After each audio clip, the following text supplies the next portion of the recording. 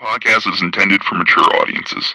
The views and opinions expressed are those of the panelists and do not reflect in any way those of the podcast partners, sponsors, or affiliates. Enjoy.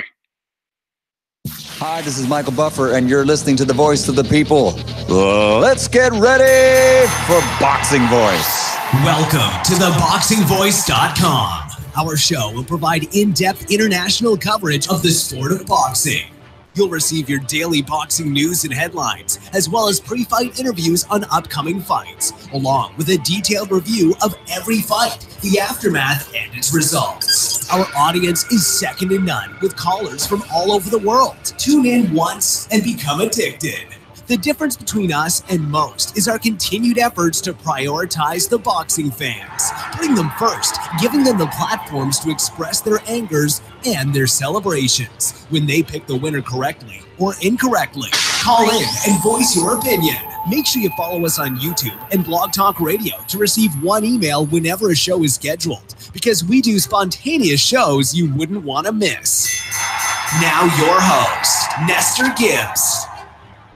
Yo, what up, world? Oh, I'm excited. Woke up to a beautiful email, and the only thing I could say, Mike, is God is good. God is good to the team.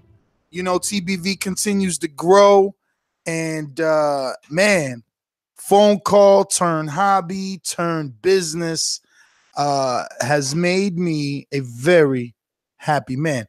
So what's going on? Obviously, I'm discussing the fact that it pretty much seems we've been hired once again to cover Canelo versus Daniel Jacobs. And I say once again, but it's not again. And I want that to be clear, because it may come off conceited, it may come off cocky or whatever. I'm just giving you the facts while being excited. You know, because first we had our little deal going on with Shivas, and they hired us a bunch of times to cover specifically Gennady. So when Canelo was fighting Jacobs, it was like that deal was out. Gennady lost. We secretly wanted Gennady to win so we could keep being brought back and be in the motherfucking Ritz-Carlton and, you know, have those 5-star fucking hotel rooms with balconies overlooking water and, you know, $1,000 ringside seats. I mean, being treated truly like celebrities. And I thought that was all over. And then I got this email, and this woman was just telling us how she wanted us to come and, you know, perform in Las Vegas. And bro, it's so funny because we get so many emails, you know, that I've been let down so much that, you know, those things to me, I don't even care. Now I see them and I'm like, yo, Mike, you want to reply? Because it's like, who knows, right? Who has the time to get your hopes up? So Mike replied. So Mike is telling me like, yo, should I ask for, you know, a van that they pay for that's handicap accessible, you know? And I'm like, man, I don't care. Try they chin. If they gonna say no, they gonna say no, right? Fuck it. We might as well ask for what we need, and we won't know until they say no. So Mike asked for a van, wheelchair accessible, because my man needs that. They said yes. So, you know, Mike's like, yo, bruh, I can't go over there. I just got back from down. I'm like, nigga, so did I. You better tell him send some flight money. And, you know, it's just really me and Mike nowadays, right? So it's like, fuck it, let's throw another one in there. I don't know how that went. I know it was just like, yo, me, Mike, and then it's like, let's just throw another one in there just in case. We don't know who's that third ticket going to be, but it's looking like we got 3 people, right? So then we got someone that's on top of things like this who we kind of delegated to. Dominique Paramore, you know, she's director. She's just helping TBV on all type of angles in the back end. So then she went and taxed on another flight. Yeah, and they came back and was like, cool. Yo, and I'm like, damn. Talk about we growing. Yo, then the email is like, we get access to everybody. And who do we want? And do we think we'll have enough time to interview everybody? So it's like, they really want us to speak to their fighters. Bro, I'm telling you right now, it's all they thing, bro. They say when we have time, I'm coming down there specifically for this, not to party, not to this and that. But if they serious like this, I can't let them down. I won't let them down. You, dude, listen. I'm trying to bring Trey V down. He's the director and editor of The Shot. You know, asking us to get with Deontay Wilder. One of the last episodes we did. I want him to shoot Border Wars, or wanted him to shoot Border Wars, and you know, hopefully we could get him down there to just kind of encapsulate everything that's going on with us. You know, finally let it be an interview. I mean, a episode about us and what we doing out there. But yeah, man, definitely happy. I'll be honest though, everything that glitters ain't gold. They didn't give us individual rooms. I think that's an issue. You know, we'll do some live on air back and forth.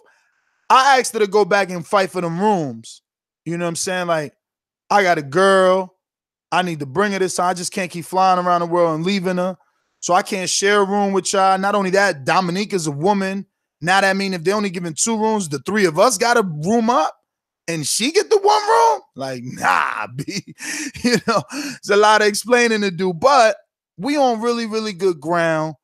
And oh shit, Jemmy said he can help shoot Border Wars. I have a shit ton of experience with DSLRs. If you want, either way, Border Wars would be cool. I mean, that would be dope.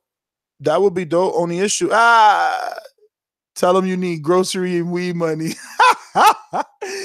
Yo, listen. They gave that. It's up to you if you want to eat, nigga. They gave money. They gave money to eat. Like, if you want to eat, you eat. If you want to smoke, you smoke.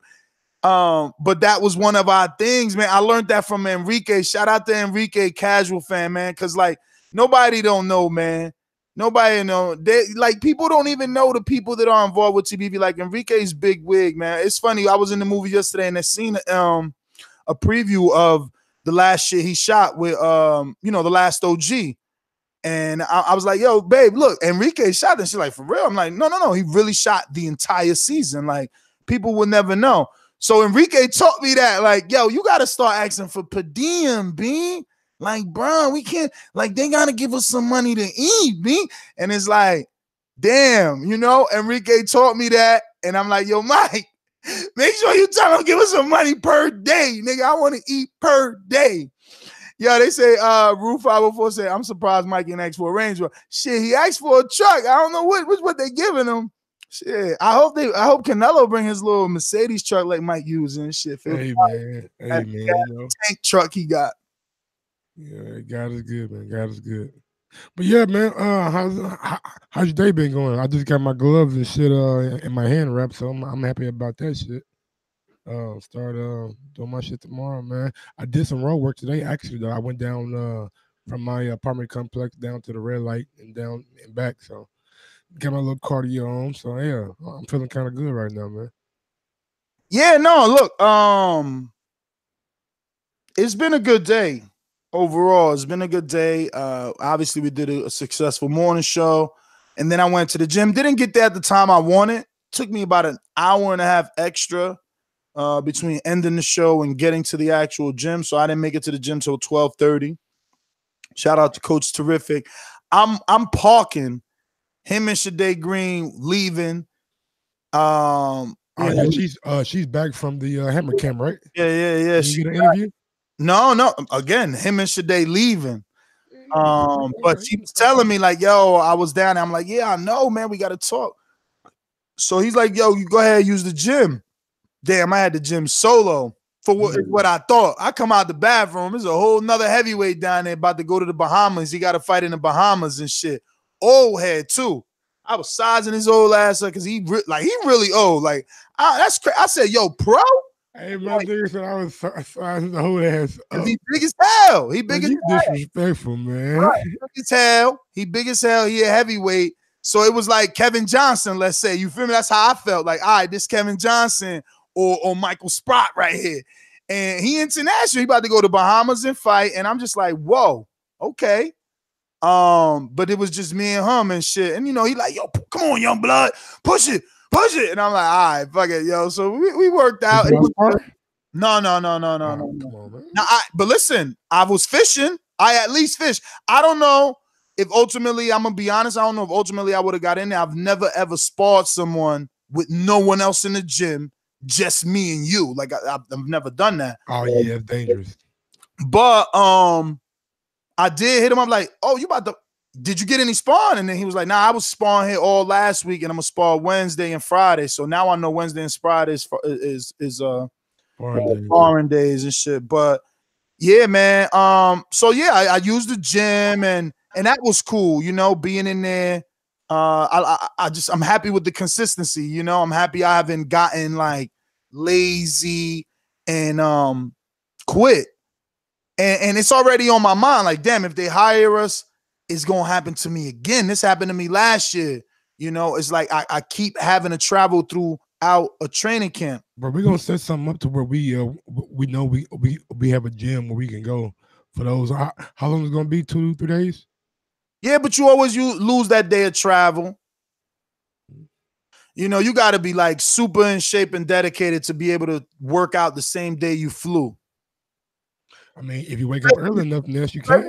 Especially if you flying back to like going like that to West Coast, you know what I'm saying? It's different times. No, listen, it could be done because I'll be honest. One of the times for one of the border wars, I flew into Vegas and I sparred the same day. I sparred Robert Ortiz, so it could be done. But bro, you get tired, man. It's a killer. What Jose talking about, man? Oh man, here we go. My apology to the commission. Attention, this. I was trolling and I apologize to the commission, the governing bodies, to the TPV, to the border wars, to the fighters, and to the president of the border wars, Nestor Gibbs. I ask that you forgive my reckless actions and please take into consideration my sincere apology. I will follow every and all rules placed upon me for the event. There are too many fighters committed. Yo, Jose is such a troll. You reading this as if he's serious. Like, as a consequence to my actions, I will be stripped of my ring belt. Look. For any fight that border wars aside, let me please move forward. Sincerely, Loco Sands. Now check him out. See, this is why, like, I'm so done, bro. Like, man, what's up, man?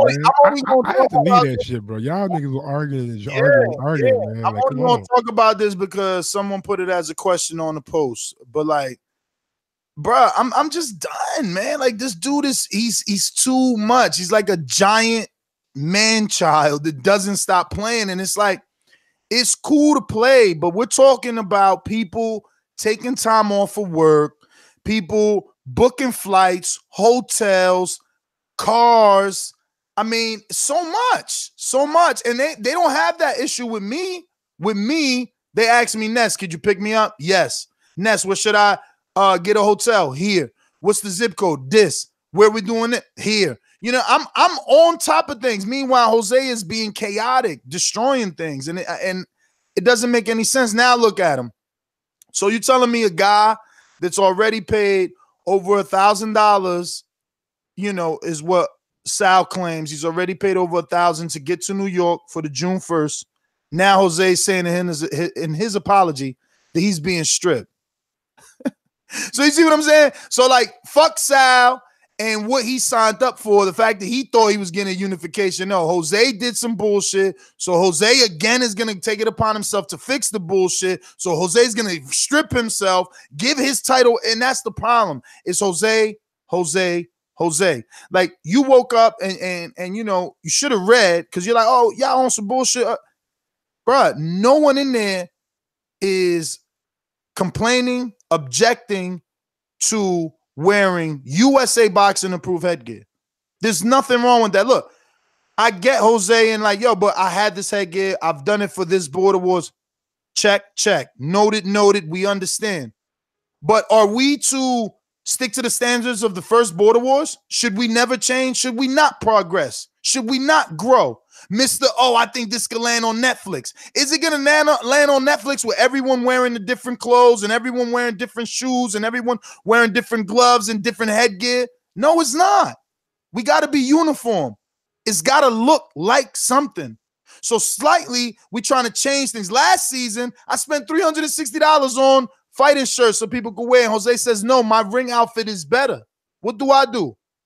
Cool. Swallow the $360 loss. We don't use it. We listen to Jose. And again, all we have is a glorified sponsorship, and we need to take it from one level to the next. And by everyone just wearing whatever they want, especially if it's not even in some sort of parameters. Like, yo, you must wear boxing attire at least, not just sexy workout clothes. Like, no, you know, and his thing isn't, oh, my headgear is better. It's my headgear is more expensive. Oh, I got winning headgear. I don't want to use that cheap shit. Brother, first of all, learn the sport that you're participating in. Because I don't know. I haven't seen any pro use winning headgear because there ain't no fucking headgear in the pros. You know, winning is for sparring. That's it. You want to use winning, use their gloves like Canelo did. But like, you're trying to enforce rules that don't exist. And then he says, oh, well, we don't have any rules. We're going as we are. And it's true. You know, as things happen, we adapt the rule. Like headgear, for instance. The little bar shit. Exactly. One of the rules became no bull bar. But then people start coming with cages. Fucking Lauren, who's with TMT, Jose's promotion, he literally has a cage. His chin is protected. His head is protected. I mean, I don't even know. It feels like it was padding. Like, I don't know. It's like padding for his own skull. Bruh, you ever seen them babies? You know, these rich people got the little skull caps on the babies and little plastic because they want to shape their head. That's what the fuck Lauren had on, bruh. Like, come on, man. And that's what I'm just tired of. It's too much Wild Wild West shit. And I figured, yo, this is Fight Club. This is something little, something between us. How could we allow it to be tainted with politics and all this shit? But it is. Niggas, look, bro, I'm just not no fag, man. Like, I keep it real. I'm going to talk about everybody. Niggas out here only wanting to fight for vacant titles, only if it's an eliminator, only if it's a title shot, only if it's Jose. Man, I just want to fight, my nigga. Yeah, well, and that's the problem. It's people like you and me that just want to fight, and it's people like Jose that want to entertain, want to be the heel, need to be the troll. You know, he don't really want to fight. How many Border War show he already said, I'm not even training. I don't have the time to train. So, of course, he could easily get in the chat and say, oh, well, I'm out. Oh, my fight ain't set. He could pull these antics because he's not taking it serious. He's not changing his diet. He ain't waking up early. He ain't living the lifestyle of a fighter like the rest of us. He says we take it too serious, and that's the issue. That's the issue. Nothing I do half-ass. He likes to half-ass things. I don't do that. So I need to bow down, man. I can't be involved in some shit that is going to tarnish my brand. You tainting the essence of Border Wars. It was supposed to be about losing weight and challenging yourself because you on the couch talking shit. You the one saying you could do better than the fighter. Now they want to do what the fighter is doing, what they criticize. They want to pick and choose. No, I got a motherfucker who spars more than the whole league, bro. He's also a celebrity. You rich, you a drummer, nigga got a six-pack, and you still pussy. Like, you pussy. You need to see so much footage of niggas. People, yo, we tell you a dude ain't even fight. You still want us to record him on the back. He's never fought. He's never fought. He never put on gloves. Nah, bro, dude, me and my team need to be sure. We need to see footage. I mean, we can't just make this. My man, he never fought. He never fought. You want us to wait for Amazon to send his fucking gloves? Niggas is pussy, man. And I don't want to be part of that. I can't be part of that shit, bro. Like, I don't hang with faggots, man. That ain't my thing. Like, if you ain't gangsta, I'm not fucking with nobody who's going to run when shit kick off. If Mike start willing to fuck off after the fight, I'm taking his wheels and I'm roofing them shits. Nigga, we lose together and we win together. And these niggas ain't built like that, man. And I don't come from that. Like, this job is a mistake. I was from the hood, so it's certain things that I do and how I move, and that's just it. I don't like what Jose be doing. That shit is crazy. I would never play with somebody's money like that. Like my man literally told you, Jose, Friday and Saturday is my double days. Not time and a half, my double days. But you still got this slick tongue. You still lying and making this man assume that this fight could be on or off. Like, he got no heart. He got no heart. Hey, man. That's Jose, man. A-side tactics, man. A-side tactics. So what we doing, man? Is the card off, or are we doing something? What's going on? I mean, the card is on. Y'all can fight. I'm just not. I'm not involved. You know, y'all do what y'all want. What you mean you're not involved? You're not gonna record it? Nah, that's what I'm saying. See, I don't make no money. I don't make no money. It's like I told him, I only lose. It costs me hundreds of dollars to record it, especially when I get it done professionally. Like, what am I doing all this shit for? If it's only the wheels churning of one man, one dude with a midlife crisis, want things to go down how he wants so he could feel good. No, that's not how shit is, bruh. It's not. Every day you offering niggas title shots. Like, how is this possible? You know? And I was on his side because I didn't like that they forced him to the pole. That's what I'm saying. Like, the league has become tainted. It's not just Jose, it's everyone. Like, they forced them to take this fight. That doesn't exist. That's not real boxing. But they making shit up as they go because they don't like each other and they fucked it up. Is ruined. It's not the same. It's just not the same. Yeah, man. I feel you. Let's get into some of this Patreon shit, man. That was Russell's question anyway. So we're on par. We're doing what we're supposed to be doing here. Let me go into this. We got a lot of comments. Can't get you. I gotta restart my damn phone. All right. So the first one was Russell. He says, will Ness duck Border Wars? We just answered you, so we'll go ahead and heart that, let you know. Next one is 7. Do you feel, he says, do y'all feel pessimistic about Deontay Wilder versus AJ this year? Absolutely. Yeah, me too. I mean, this doubles. We might as well read them both together because Rue 504 says, is AJ Wilder the new Bo Lewis, a heavyweight showdown that will never happen? So those are kind of one and the same, but I guess I'll keep them separate. They're not. So, all right. So as far as 7, yeah, I've already said 2020. I spoke to Wilder. Got an interview that I still ain't even put out where he says 2020. It's just the way things are, bro. This is where we're at. They've played so much that now both guys got enough food. That's just what it is. Like, both guys got enough food, and until that shit runs out, they don't need each other. Yeah, man. I don't think it's gonna be like the Bowe and Lewis that never happens. I think it's definitely gonna happen next year, but this year, as far as 7 go, I don't think it's gonna happen at all. 2019 is out of the picture, I think. We got one from Brandon Maurice. How long should you wait before you make a move on a woman whose husband/boyfriend has died or went to prison? This is a response to Kodak Black. Should I know it? That's that Nipsey Hussle question, yo. Yeah. But let me tell you, bro. Listen. In my day, I was a killer. I ain't give a fuck. So that's your answer. Hey, man, if I don't know you, I don't know you, man. You know what I'm saying? Hey, God bless the dead, but, you know. Bro, I'll be honest, in my day, if you knew him, it was over. Yeah, it actually mattered if I knew you. Like, if I knew you, you might get it because I knew you. Like, oh, that's so-and-so girl. Oh, yeah, if I had, like, big you know how niggas, yo, bro, you know how niggas in the hood is, bro. Oh, look at Shorty. That Shorty go, yeah, my man with the range. Yeah, niggas pushing up on her now just to see. Yeah. Niggas pushing up just to see. They want to test. You know, and it's up to the lady.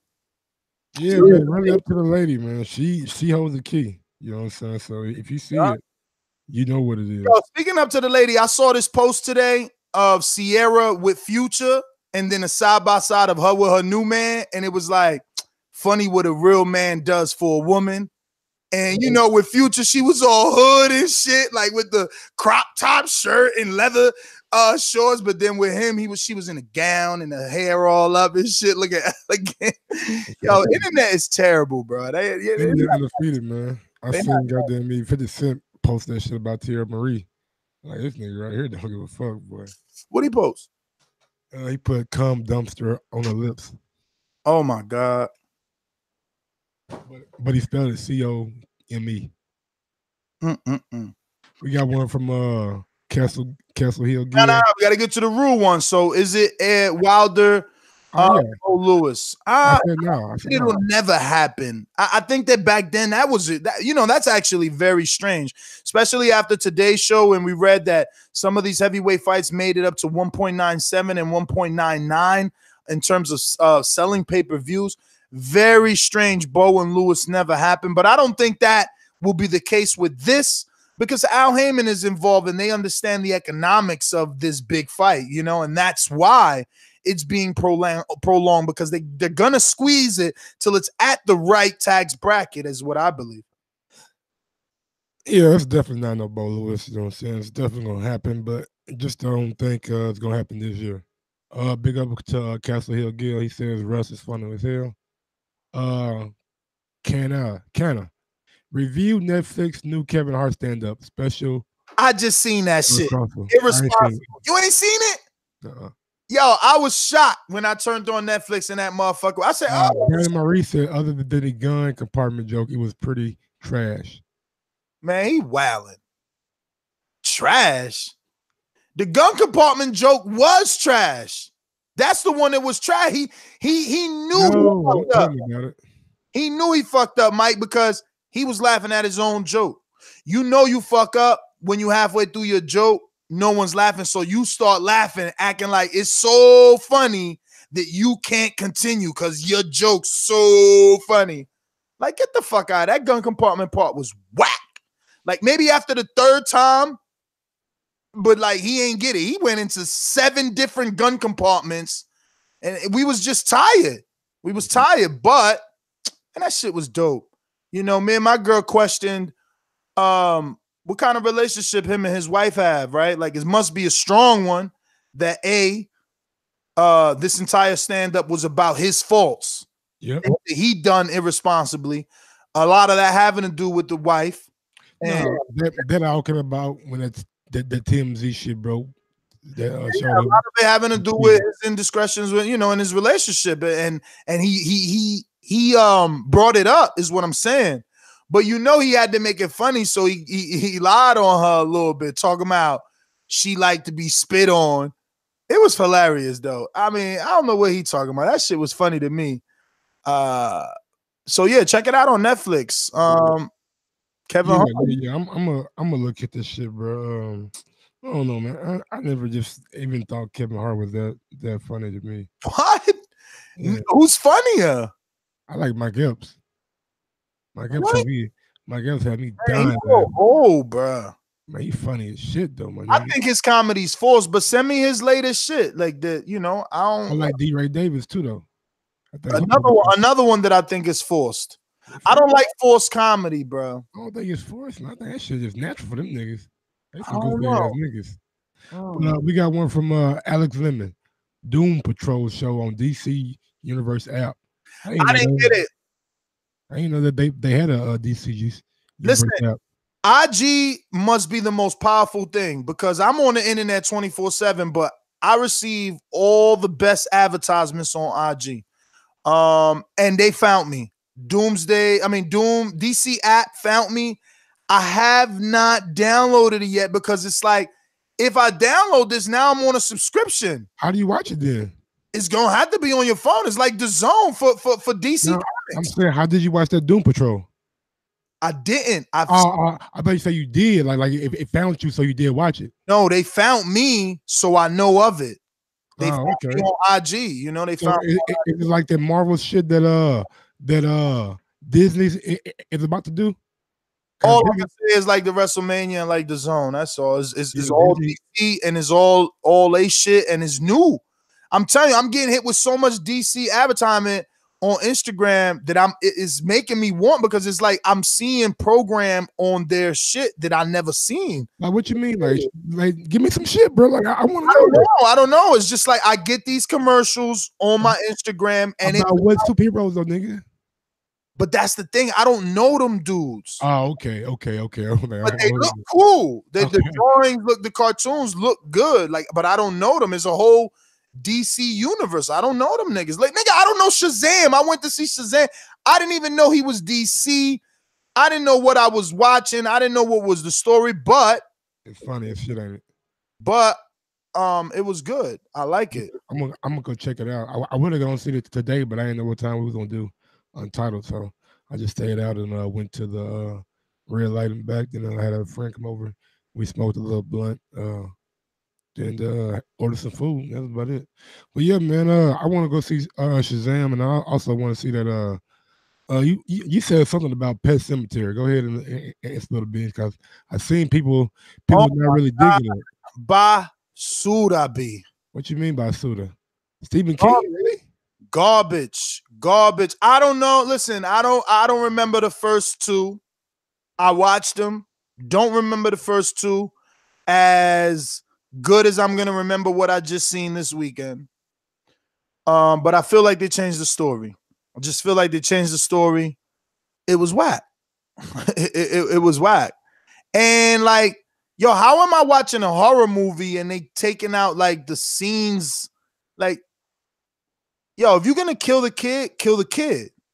No, right? That's Stephen King though. That's like his suspense that he leave it up to your interpretation. Because I know in one movie that I watched, like a movie that came on TV, he had a kid and everybody thought he killed him, but it turns out that the kid went with the ghost guy or whatever. And no. In this one, the kid dies. I mean, don't get me wrong, it does come back. Obviously, it's called Pet Cemetery, but they didn't show the death. Like, why not? It's a kid, man. Like, but it's a horror movie. That's the whole point. It's supposed to be horrific. How many times have you seen kids die on air? I mean, on screen. I don't know. The only one that I could think of was like Hunger Games, and that shit was like, damn, they're fucking kids up. I don't know. It just didn't feel right. Like, it was so dope, right? Not dope, but like the way it was shot, it was like the little kid runs in the street. The truck driver happens to look up, sees him, just turns in time, causes the truck to jackknife. The back of the tanker comes off, right? And it hits the other kid and kills him instantly, right? But they should have showed that. Oh, they didn't show that either? Hell no. And then they want you to believe that the tanker dislocated, killed the other kid, crushing her, but she could have an open casket, and she could be buried in the casket, and she could come back. Yeah, that's crazy. So corny, man. It was mad corny. It was just so, I don't know. It was not good, bro. It was not good. We got another one from Alex Lemon. Before we move on, like that's something that I just want to say. Like, I hate bad movies. These niggas, they ain't got the talent to come up with some new shit. Like, why are we still remaking remakes? I hate that. I'm glad you. Everything is a motherfucking remake. Like, why? Where's the originality? Why am I still seeing Pet Cemetery and Blade Runner? And I swear they probably gonna remake Blade. Like, everything is redone. I feel so old because I feel like I went through like 4 generations of Batman. It's like, it's crazy. I can't say the 2000 era Batman was fucking awesome. Can't say that shit. Well, you mean Christian Bale? Yeah. But I hate him though. Come on. I hate him because he's gay. How he gonna tell us, I don't want to be Batman anymore. I don't want to be recognized just as Batman the rest of my career. Nigga, that's all you are. Don't nobody know you for nothing else. We don't care about mechanic or none of that other bullshit. All right, maybe fighter because I'm a boxing fan, so he got that off as Dickie Eklund, but you know, that was incredibly good. But like, that was incredibly good. He's still, his best roles are still Batman. Yeah, I mean, yeah. And he ruined it. He took that away from us. Then they gave us Ben Affleck. and we like, fuck it, all right, he's doing okay, and now he's gone. It's like, what the fuck? Bro, I'm tired of them, bro. I'm so tired. Never that good, though. I'll be honest with you. Yo, listen. Do you believe? Get the fuck out of here. Yo, but that ain't they voices. That, you know, that's being awkward. Yeah. All right, let's go ahead and go to Alex Lemon. Do you believe? Nipsey Hussle. RIP. Hashtag Nipsey Hussle. Hashtag long live Nip. Yes, sir. Long live Nip, man. We got one from Raheem Ingram. Does Hot Rod have a chance against Better Beef? Short answer. Hell yeah, bro. He dropped Marcus Brown. People thought he beat Marcus Brown, and Better Beef is the one with the weakest chin on the bunch. Money be made. That's just the truth. Like, we don't know. Better Beef always getting dropped. He always getting up, though. You know, we got to let him be great. He could be the next Trinidad in a sense. You know, but he picking Hot Rod. Who? Info Joe. Yeah. Damn. Bro, I don't think I've ever seen that. The Deontay Wilder Patreon's video got 900 comments. What the fuck? Whoa. What you mean 900 for real? Yeah. Which one? The one where he says, "You want me to lower my standards?" I'm looking. Let's see my sellers.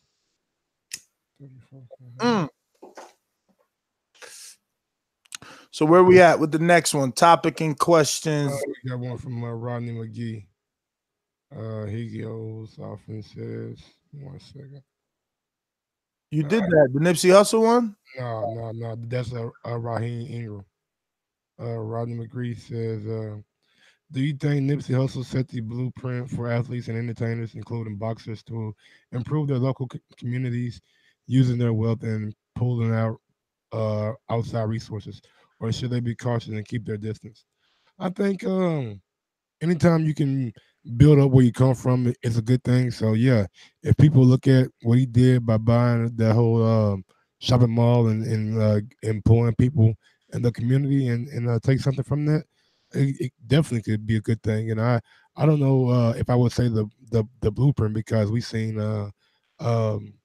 people do this before in other ethnic backgrounds, but definitely from a person that lives in the inner city, I definitely believe that he can be a inspiration and a beacon to anybody who's trying to do better in their community.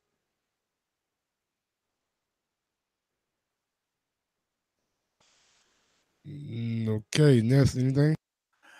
I mean, bro, I never followed Nip, so I don't know what he did in the hood. All right, we got one from Joseph Rodriguez. Where would your heroes and role models? Who were your heroes and role models growing up? Mine was Eddie Guerrero and Oscar De La Hoya, Pudge Rodriguez and Ray Lewis. He said Eddie Guerrero. Oh my God! You remember who Eddie Guerrero was? Yeah, from wrestling. Yeah, cool. I mean, since he brought up wrestling, my wrestler back in the day was Ultimate Warrior. Fighter Mike Tyson. My wrestler was probably Stone Cold and The Rock. Okay, Stone Cold. Yeah, he was big for people. Yeah, he was that nigga, man. Like that. I love when they glass shot that nigga, I would just go crazy as a kid. As far as football go, it was Randy Moss, man. I was definitely a Randy Moss fan. Best receiver that I ever seen with my two eyes. Those other names are football players? He said Pudge Rodriguez is a baseball player. Okay. And Ray Lewis is a football player. Man, I never really followed baseball, but I'll just say Sammy Sosa. Like, I knew, Dominicans went crazy when he cheated and won the home run derby or whatever it was. Baseball go, I think my biggest person that I liked in baseball, fucking, I don't know, man. I like I was around Howard for a little minute. He played for the Phillies, and I thought he was pretty good. So yeah, I was around Howard. Yeah, so I didn't watch football, but when I was younger, I played a lot of Madden. So I used to like that running back from the Steelers, the bus. Jerome Bettis. Yeah. And Ricky Williams, because he used to smoke weed and he refused to quit, and was still an animal. Like statistically, I only knew he was so good because my brother was a Dolphins fan, and obviously Williams played for them, so he would tell me all like his stats and shit. Blah blah blah. Yeah, as far as like boxing go, I probably only knew like coming up with like Roy Jones. I mean, he was the most commercial boxer coming up when I was younger. That's on and he had 2 rap songs. Thomas Boy says, how about talking about Teofimo Lopez coming on the scene to take out Loma by the end of 2019? If not, he is going up in weight. Lopez even predicted Loma would go down in weight at 130. Loma just admitted today on an interview, Loma does not want that smoke with Lopez. I also seen an interview that Loma said he would fight Lopez. He said, I think it's too soon, but if he want to fight, we could fight. Like I could have sworn I read that. Okay. I mean, I think it's a win-win for Lopez. I mean, if you beat him, you beat him. You know what I'm saying? If you lose, and everybody says too soon. And I can admire a young guy risking his old so early in his career, and it seems like he's been calling out Loma for a while now. And I think Bob, he's so desperate though, Mike, that we like considering it. Like, is like? I mean, is it too soon? I mean, he's knocking motherfuckers completely out.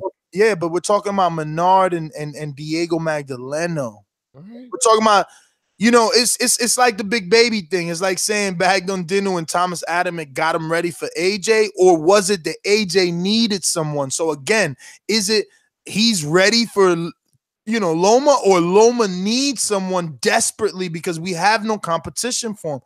I don't know if he should just rush that. Yo, 2019, huh? Then we got a show.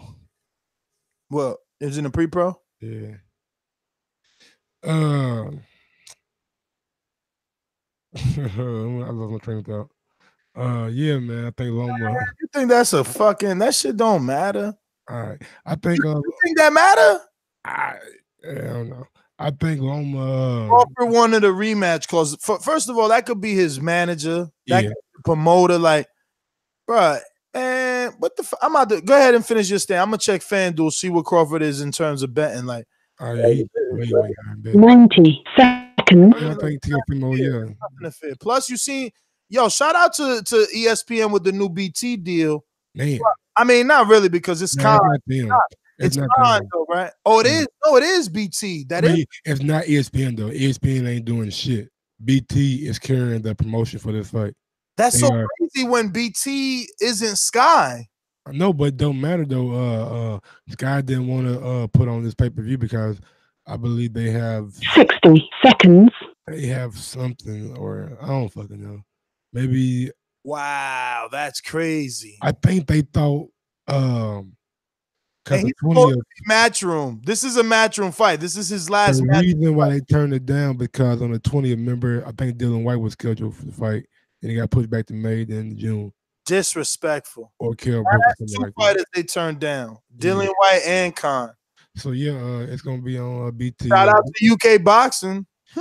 BT picked it up, and I think it's gonna be a pay-per-view. Look at this fucking shutout right here. Corolla versus Lomachenko, minus 5,000. If you go to rounds 1 through 6, it's plus 150. That's what I did. Corolla ain't gonna make it. Mike's such a gambler. He's already 10 seconds. Yeah, I already made me a parlay with that. I got him, and I got Bro, you got like 4 days left. How's your parlay done already? Because I put two UFCs in it. But I do have Corolla winning, and I have somebody else winning too. Yo, Crawford's a minus 1,700 for money line. Money line. Khan is a plus 700. By decision, Khan's a plus 1,200, and by KO. I can't even say KO. By KO, he's 2,300. Oh shit. Damn, the draw is plus 3,000. They know, I got damn. Is Peter Quillen, I know disrespect. I got Kato Truex winning. Kato Truex winning on money lines plus 175. I put $2 down, win 115. I got him high at 220. Okay. Peter Quillen's 3.5 underdog, bro. Damn. Mm-hmm. But yeah, man. Not underdog, favorite. John Gotti says, will you be buying the BKFC pay-per-view between Paulie and Arteman? No. You fucking right. I'm not buying I'm watching that shit. I'm watching probably beat the shit out of Conor McGregor homeboy. I will see that shit on IG free 99. Yeah, hopefully, I'm doing live fight challenge shit. What? Hopefully, nigga, goddamn right. Hopefully, nigga Conor's there, nigga. He started talking that shit on the mic. Went, man, these motherfuckers think you can just get in the ring with pro boxers. No, bro. They think you can get in the ring with these pro boxers, bare knuckles, and because you know MMA striking, you got a chance. Man, Paulie is finna beat the shit out this dude. I want to see it. What's the odds? I don't know the odds yet. I don't know the odds. I don't think it came out yet. No. The odds came up. I think Paulie like a 3-1 favorite. When do it happen? Paulie. When do it happen? I don't know when it happened, but Paulie, he's an underdog. Oh shit. Yeah, Paulie's an underdog. Artem opened up as a more than a 2-1 favorite over Paulie Maldonado. Free money alert. Oh my God. Info Joe. Let's talk about hip hop top 10 best lyricists, best hip hop group, top 5 battle rappers, top 5 rappers that influence the culture the most. I like this. Damn. Influence, you already know. Jay-Z, super influential, trendsetter, held you down for like 8-9 summers. He made niggas okay to wear button-ups when the hood was like afraid to go. No, throw the button up on. It's all good. Throw the button up with the fitted. You know what I'm saying? No, Jay's influential for real. I mean, down south, I would say influential being like Master P. You know what I'm saying? Nigga that showed you how to. He died out, man. Nah, he died out, but nigga, he showed you the blueprint. The only nigga with an 80-20 deal of his record, you know what I'm saying? So you know, on the ride back, we was listening to the Bout It remix with Cam and all them. Lil Wayne, Birdman, he's a mogul down south. Jermaine Dupri, he's a mogul down here. My nigga Luke, Uncle Luke, man, shout out to him. But like for my generation coming up, T.I., Jeezy. Man, this nigga named like 1,000, bruh. Top 5 influential rappers. All right. For like me? For you. Jay-Z, Jeezy, T.I., Yo Gotti, and influential on me. Lil Wayne probably. Wow. Yo, you know, for me is the way that I quantify things is like how long did I fuck with you? You know what I'm saying? How many albums did I buy? Like how many albums could I do without? Could I not do without? You know? So it's difficult, man. It's like some of these artists had certain periods in my life. You know what I'm saying? Like I was always hungry for more Smooth the Hustler. And he never came out with nothing, you know what I mean? So he could never be on that list, but he was a lyricist. I was hungry for Big L, but he died. You know, he got killed. Biggie, right?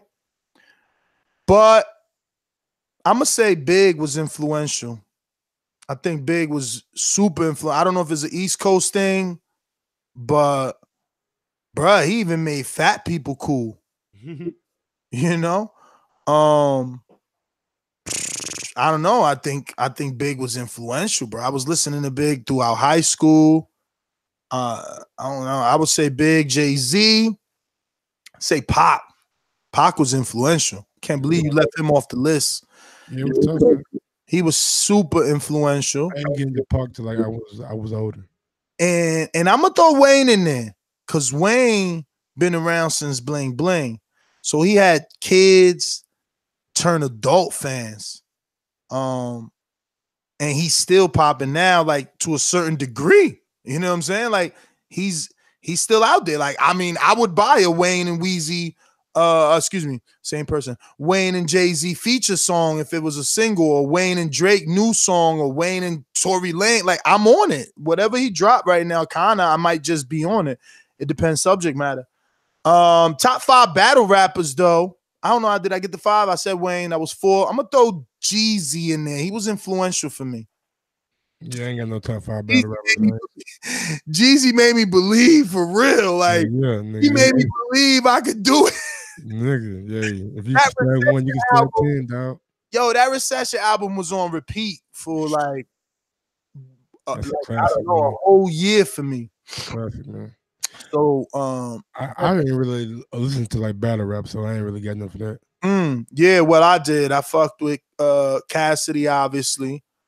You know, I'm old enough to remember Freeways, Styles, and Bars. But battle rappers in their essence, the dude I like the most is Reed Dollars. I know he's kind of old now. I'm gonna keep it real. My man from my own hood is probably unbeatable, and everybody's heard of him. His name is Arsenal. He's from North. And I don't think I've ever seen him lose on any of those YouTube's battle raps or nothing. Like, I don't think he's lost. If y'all found one that he's lost, because again, I don't follow that anymore, let me know. Show it to me though. Let me see. But man, he's going to the UK. He's going everywhere, spanking niggas. And he's really a beast at that. It's so strange that he couldn't turn it into a career. But that's what it is. Sometimes niggas don't know how to be nothing more than battle rappers. Like, you know, Brandon Maurice mentioned Murder Mook, and I think that's him. He can't get out of that, you know. And yeah, Loaded Lugs, like those are dudes that are old school smack DVD, battle rappers, and they still doing that. It's like, whoa, something's wrong. Like, you're supposed to use that to get on, and you ain't on. Like, you still battle rapping. And I don't know how good, because I know they turned it into something. Remember, this went from smack DVDs, niggas battle rapping in the project hallways, being recorded on a camcorder, to this shit becoming shows. People flying to UK, people flying to different places, battle rapping for thousands of dollars. Like, real bread is being put on the line. So maybe some of these dudes like, fuck it. You know, I'd rather not sell tapes when I could just spank a nigga in a cypher and make 25K or more or less, you know? True. Yeah, like I said, I ain't really lyricists though. Wow. Okay. Top 10 lyricists: Jay-Z, Big L, Nas, Jeezy, Wayne, Drake. Damn, how many is that? Start over. Fuck. 7. That was 7? Yeah. Damn, I got through a lot. Okay, so lyricist. Eminem. Lyricist. Who else? That's 8. I need 2 more. Styles P. You know, I always got this thing against Styles because it's like he's so good, but he can never get on. Yeah. Like, how you so good, but you can't sell records? Like, I never understood that. You know what I'm saying? I got my but Jada. I was gonna say Jada for sure. Jada definitely, and I'm gonna throw Fab as my number. I was like, Fab, if you leave Fab out there, you disrespectful. You disrespectful, goddamn it. Fab, Jay-Z, Eminem, that's 3. Throw Biggie in that motherfucker. T.I. I did. No, he said Biggie. Okay. T.I., that's 5. Kendrick Lamar, that's 6. J. Cole, that's 7. DMX, that's 8.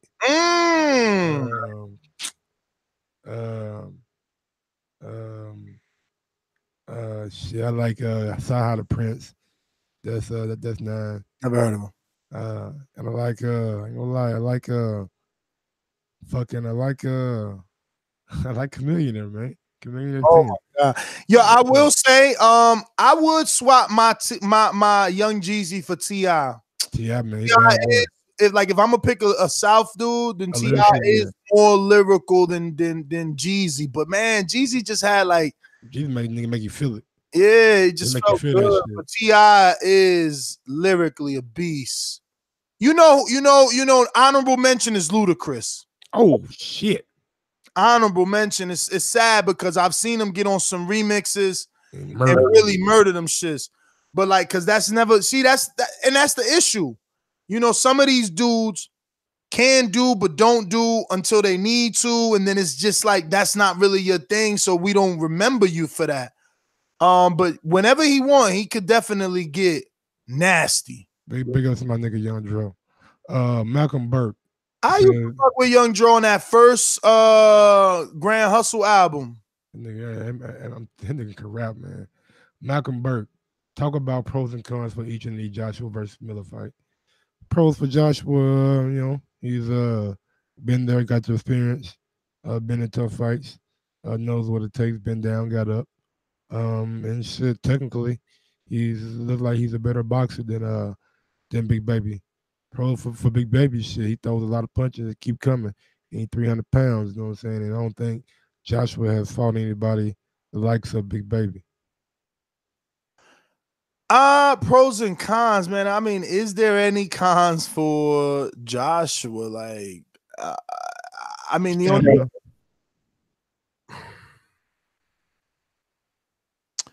talk about pros and cons for each in the Joshua versus Miller fight. I think the cons for Joshua will be stamina, and the cons for Miller, experience.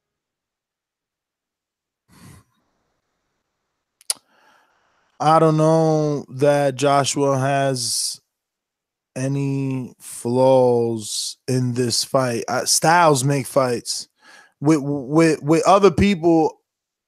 I can see difficulties for Joshua, but this fight, I think it comes down to, and then this could be my own bias because I've interviewed them so much, they've embedded it in my brain that now I'm of the same thinking that I need to see, can Joshua hurt Big Baby?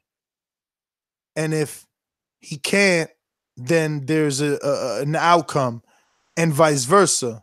If Big Baby can't hurt Joshua, then, you know, then Joshua probably stops him. But I don't know. This is probably a decision bet, to be honest with you. Can Joshua stop this thing? He ain't stopped Takam for real. He ain't getting one of them fake stoppages like Takam, and he ain't stopped Joseph. I mean, can he stop Big Baby? And that's the thing, bro. That's the thing. Like, now you lose money because you wondering whether or not Big Baby gonna make it to the 12. And we ain't really have a full assessment because he ain't been in it when no one on his level because Bagdon Dinu got him here. But, and I don't know. Ivan Diaz says, Ness, what you got? Oh, no, Ness, what got you into the boxing game? And what was your first couple of shows about? First video or show was Danny Gabe Rosado, Philly edition. Danny Garcia and Gabe Rosado, my first two guests. And what got me into boxing is the same thing, like, y'all, like watching a fight. I think it was a Devin fight too. Like an old Devin fight. I know a fight got me hot, and I just called in to a show like ours a bunch of years ago, and they called me back. Like, yo, man, you should do post fights. Our chat goes crazy when you call in. So I started doing that, and it didn't last long because it's just like, bro, y'all not doing this right. Like, you know what I mean? I'm not a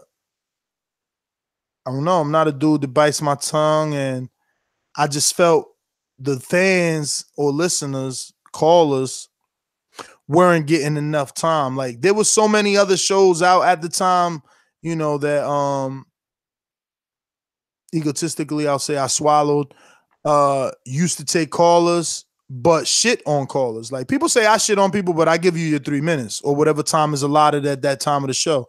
But like, people would just like not get on. Like, it's like Mike would say something that they ain't like, it's like, boop, you muted, you know? And it was just like, because they were so small back then, like the reaches, you know, people doing 100, 200 views it really don't matter what you're saying. You know what I'm saying? So it don't matter that you're shitting on your callers. It don't matter that you only want a certain way of thinking, until it did matter. Until, people smartened up, started using different platforms to grow their podcasts, specifically YouTube, which forces people to listen, forces the word to get out. And then, it kind of just evolved, really, and people had to roll with Rush. But by then, we were already known as the safe haven for boxing fans, So everything they came after is just really like a extension in a way. There's a lot of other call-in shows that exist right now that one way or another they associated either, willingly or unwillingly through us, right? Like it really, like it just doesn't exist. If it's not like an ex co-host out there doing their own thing, there isn't really anything like what we have. And that's the point. Like, when I feel, and I say it like that. I feel like when I came, I changed shit, and now everybody's still in my blueprint. There you go. We got one from Jose Garcia. What was the goal behind creating Border Wars, and where would you like to see it go? What do you think Border Wars will look like 5 to 10 years from now if it's still around? I mean, the best way to put it is Middies League. Middies League. That's what we should all want. That it looks no different than Sky Sports or UK or HBO production, and that's what they got going on. They got ring walks, they got refs, they sell tickets. It's a real fight. It's a real fight. It's just not on an official box rec. It's not on an amateur record. It's official though. It's dope. Honestly, that would be good in itself. Imagine selling tickets to a Border Wars show. Like, I just don't want it to be a glorified sparring match. That's all. I see it has the potential to be much more like, reality series, even if it's not with us included, just the idea of it. The idea, like, all right, check out Akim Barak, right? They're doing the pull up where they pull up on trolls. How different is that from what we're doing, except we're not just using words. We're making you fight. You talked all that shit, get in the ring. Show us you could do it as good as you say the fighter should be doing it. So I do see it. It doesn't have to be me. It doesn't have to be Mike or Jose. It could be a new crop of fighters that become the reality series. But I definitely see it being something that's documented throughout the 8 weeks of training camp. Imagine a film company going in and recording an everyday 9-to-5 blue collar dude that was talking shit to the heavyweight champ of the world, And now this guy's got to go through a fight, and we get to see his process and his first day of training and him throwing up because he didn't know it was that serious. We get to see that face Mike made on whatever. What's the name? What did my Stick and Move? Stick and Move. He named the Stick and Move on an episode of Stick and Move, right? Like, I think that would be entertaining, very entertaining, done with the right production company and or network. It could even attract fans. It could even attract fans, to the real sport. But grow in its own is what I believe anyway. And if not, then whatever version of that, straight to Patreon and YouTube, the way we've been doing of that, but a higher quality, that's all. And the final one from Ivan Diaz. Damn, where's Doomy been up to? Missed that guy. Man, Doomy, he's been training me. He fucking slacked off today. I had to go to the gym today alone, but he's around, man. He's working in the back end, and hopefully he's our third, right? Because who do you think we should bring? Because you know me and you the stars now. That was the nominee, right? Doomy. Ron's gonna be there. Danny's gonna be there. Yeah. I mean, I don't think they're gonna pay for UK. Got to come over. Mm-hmm. Well, I was going to say between Doomy and Enrique. One or the other. You the man. But I'm obviously going to ask Doomy first. I just, he's always fake busy. Dude can't order wars for a day. But yeah, that's it, champs. We done. We made it. Listen, I'm promising consistency. You're probably going to see later shows on Patreon. It's probably going to have to change to an evening thing, which works with Mike, but I'm working out again, and it's just hard to do Patreon at 1 o'clock. Hopefully that's okay with you guys. We also need suggestions. I'm going to put a post out right now on Patreon. We need your suggestions on what we should do for Wednesday. All right. Wednesday's show. So, have a good night. Peace out.